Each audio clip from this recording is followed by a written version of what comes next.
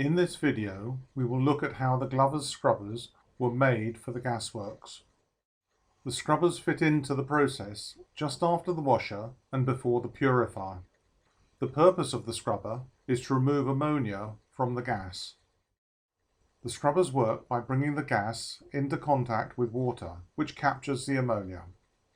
Gas flows in from the bottom and passes up through the water inside these towers.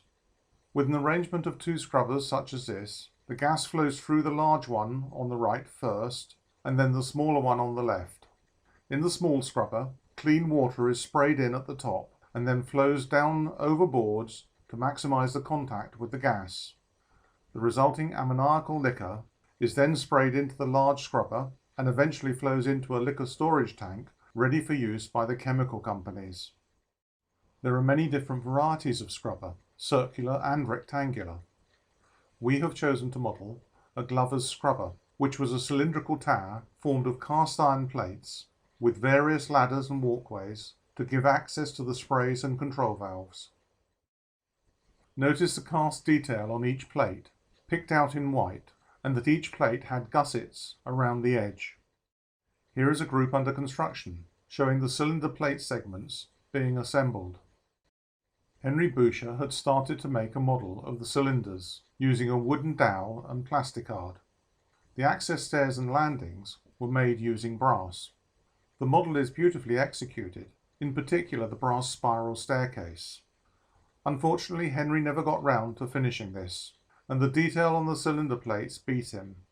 Too many gussets. We wanted to revitalise the model. The staircase was to be retained, but it was decided to model the cylinders using 3D printing, as none of us had the patience to cut all the tiny gussets required to finish the existing model.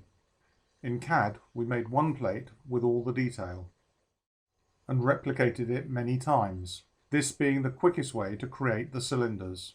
The individual plates were then joined together to form a hollow cylinder to give the overall structure. The walkways around the cylinders were modelled in 6 segments. The surface of the walkway is slatted. There is a bracket underneath to support the walkway and small tabs to provide the join between one segment and the next.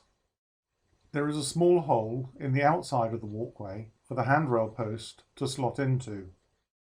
The handrail posts with location lug are common to all walkways. For 3D printing purposes, many copies were assembled into a fret to make them easier to handle. The individual handrail posts are quite fragile, but once assembled with 0.3 nickel-silver wire threaded through for the handrail, it becomes much more robust. This is an enlargement of Philip Hall's photo from Scale Forum 2016. There are various bits of pipework to supply water to the shower heads in the cylinders. These have quite noticeable joints between pipework segments and also the control valves. For 3D printing, the pipework was split into segments and assembled as a fret for ease of handling. The room at the top contained a water tank for the sprays.